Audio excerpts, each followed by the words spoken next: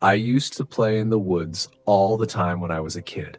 They were my safe place, away from noise. A place I could go to let my imagination run wild and have my thoughts feel free, rather than confined. Time marches on, however, and as I entered my teenage years, I'd visit those woods less and less. Pretty soon, what was once a place of serenity and childhood memories became nothing more than a memory itself. I just didn't have time for the forts anymore. Same with the roaming trips to the creek. I just grew up, I guess. It wasn't a painful departure, I must say. It was more like realizing your toys aren't sentient. You're giving them the voices. That's how the woods began to feel as time went on. I realized that my imagination was distracting me from real life responsibilities. Schoolwork, social life, etc. I had to stifle it. Time continued to pass, and eventually in my 20s, I moved out of my parents' home and got an apartment in the city. I worked as an accountant and just wanted to be closer to work. Don't get me wrong, I loved those city lights. The sound of cars honking, the hustle and bustle and constant movement. It became the new normal. It's where I became successful, where I came into my own and made a name for myself, even if it was just well for myself. An accountant at some random bank in some random city isn't really fame and fortune, but it did mean a lot to me, knowing that I had become secure in life.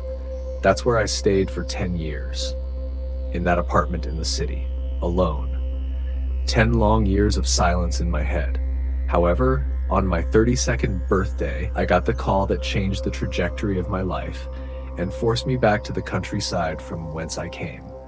I'll never forget my aunt's hysteria, her uncontrolled sobs that made my blood run cold and my heart drop to my stomach. My parents had been killed, brutally, and my aunt had discovered them. Now, just because I didn't live with them anymore didn't mean I didn't keep in contact with them, didn't love them still. Wasn't heartbroken and utterly destroyed by the news my aunt wailed to me. I was so confused. I had just been texting my mom the night prior. She was setting up plans for my birthday. She always liked going out to eat at a restaurant of my choosing for that day. No matter how old you are, you'll always be my baby, she'd tell me. We'd been in the middle of discussing which restaurant we'd go to this year when the conversation abruptly shifted. Instead of responding to my question of Longhorn or Outback, my mom simply texted, "I miss you so much. Please come home." I was 31 years old, a grown man. My mom had come to terms with me leaving 10 years ago when I first stepped out of her house. As a matter of fact, she welcomed it. She saw it as her job being done. She saw it as more time with my father. I responded, "I miss you too. Anything wrong? I'll see you guys tomorrow, right?" There was a 5-minute wait before my mom's response, and I spent that time watching those little gray text bubbles bounce up and down from her side of the messages. When she finally responded, it was 2 words: "Come home." Confused, but not yet worried, I responded with, "I'll see what I can do tomorrow. Maybe I'll spend the weekend with you guys." I got the notification that my message had been read, but no response came from my mother. I figured we'd pick back up tomorrow, and with that thought in mind, I decided to call it a night. And, of course, you already know what ended up happening. Apparently, my aunt had discovered them along the tree line, just lying there, mangled and bloody as flies circled their corpses. At least, that's what I imagined was happening. My aunt was too broken up to go into detail farther than they were dead in the woods. Of course, this called for a trip back home. A long drive back to the countryside of Georgia, the deep countryside of Georgia near the Blue Ridge Mountains. I called into work and reported the news, and my boss sympathetically gave me all the time I needed to recover. "Be back when you feel like you can be back," he told me. I thanked him profusely and packed a bag for the next few days. I didn't know how long I'd be there, but I did know I wanted to be prepared. On the drive, skyscrapers morphed into suburbs, and suburbs into fields, and fields into forests. I began to feel a little nostalgic, remembering my time in this environment, in this setting where life was smaller and simpler. I remembered how my parents walked me through life, encouraged me to grow and expand my surroundings. Tree after tree passed by my window, and eventually my thoughts landed on the time I spent in those woods near my house. I began to tear up because it felt like that childhood was officially gone. All I had left was memories. Before I knew it, I found myself sobbing as my car rolled on down the highway. After about 3 hours of driving, my wheels finally found that dirt road that led to my parents' house. I felt my heart begin to race. I didn't know if I was ready to face this reality, but alas, I trekked on. Pretty soon, that wooden shack of a childhood home came further and further into view. With each part of the house that rose over my dash and into my windshield, I felt those damned emotions that overwhelmed my soul and stung my eyes. I pulled into the driveway, and on the porch sat my aunt and uncle. My uncle cradled my aunt in his arms as he rocked her back and forth.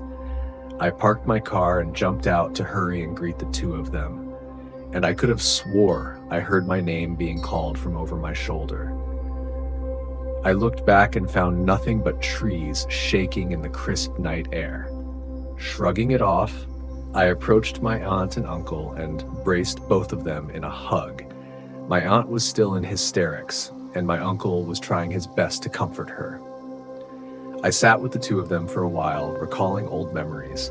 We laughed through some of the tears, but for the most part, we were all just completely shocked and grief-stricken.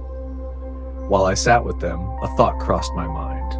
"Wait," I said, "why aren't the police here?" There was a silence that lingered for an uncomfortably long time before my uncle answered me. "Case was open and shut. Their work here is done." I couldn't believe what I was hearing. My parents had been killed and it was just cleaned up? In a day? How is that even possible? Is all I could think to ask. Animal attack. Their wounds were consistent with that of a bear mauling. That's what they labeled it as, and that's what it's gonna be, responded my uncle. I winced at this. Believe it or not, this was not something I wanted to hear. All right, let's just change the subject. Where are you guys staying tonight? Are you staying? Dabbing her eyes with a handkerchief, my aunt responded with a groggy, "We got a hotel near town.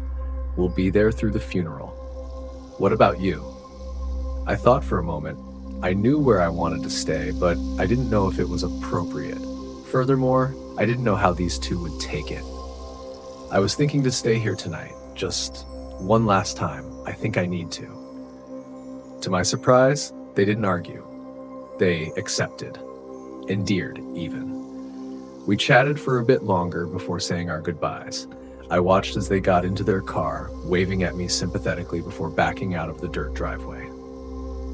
Their taillights faded down the dirt road, and before long, I found myself alone once more. The night air kissed my face, and after a few moments to myself on the front porch, I decided to go inside. The house felt empty. It was fully furnished, but it was just not full. There was an absence that I could feel in my soul. I walked around for a bit, high on nostalgia as I went room to room. Seeing my parents' room hurt the most, and I was only able to look at it for a few moments before my grief made me close the door. The part that stuck with me the most, however, was my childhood bedroom. It had been untouched, right down to the dirty clothes on the floor and the sheets that hung freely off the bed. With a sigh, I fell backwards onto my mattress, and the springs groaned and creaked with the force of my impact. I lay there, curled up in a ball and hugging my blanket tightly. My thoughts were beginning to run together, and I could feel my eyes getting heavier and heavier as I inched closer to sleep. However, before that sleep could arrive, I heard tapping on my window. A quick, tight pap, pap, pap, pap that forced my eyes open and made me aware. Usually, this would be the part in the movie where the knocking abruptly stops. However, in my case, it became quicker, wilder, more forceful. I'm not ashamed to admit I was terrified, almost too terrified to move. At first, I opted to shout out, "Whoever's out there, just know I'm armed. Get off my property or I will shoot you." What responded was a child. "I see you," it dragged out. With that, I was out of bed and at my window. I peeked out through the curtain, and all I saw was a little boy running into the woods. I couldn't just let him do that, not after what happened to my parents. Grabbing a flashlight and slipping my shoes on, I rushed out the front door to stop the boy. I reached the tree line and stopped. Something told me not to go any further. Something told me that I was making a mistake. But the voice that came from the forest clouded my judgment. "Come play with me again, Donovan." It beckoned. I knew I'd heard my name being called earlier. I knew I wasn't crazy. Against all of my better judgment, I continued into the woods. As I walked, I could hear footsteps that were my own, the crunching of leaves just out of my line of sight. I walked further and further, and as I walked, I stumbled upon something. One of my old forts. One of the last ones I made before I stopped playing in the woods. Inside was me as a boy, smiling up at me now. His teeth were sharp and flesh was wedged between them. His nails were like talons and had been covered in dirt and blood. And his eyes, oh my God, his eyes. They were a deep crimson, so deep that they'd have looked black had it not been for the moonlight. "You're home," it clapped. I stood in place, absolutely petrified. "I knew you'd be back. I knew I'd get you back." It hissed this erratically, as though it were barely able to contain its excitement. The thing began to stand, and finally my body reacted. I ran as fast as my legs would carry me, ducking and dodging branches and roots. To my absolute horror, the thing was keeping my exact pace. It ran beside me, staring at me with its dark eyes and unwavering smile. This spiked my adrenaline, and I don't think I've ever ran faster in my life. Not even in varsity track for high school. I was booking it. The porch lights from my house came into view, and as soon as I reached those front steps, I practically jumped over them to get inside. Retrieving my car keys, I was back in my car and already peeling out of the driveway before even realizing what was happening. I must have been halfway down the dirt road, en route back to the city, before I began to breathe again. Regaining my composure, my hands gripped tightly around the wheel as I drove on through the darkness. I was prepared to never return to that house again.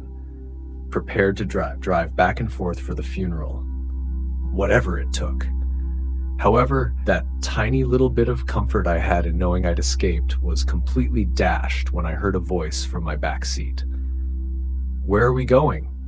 I looked in my rearview mirror, and there he was again, sitting with his hands in his laps and a blank expression pasted to his face.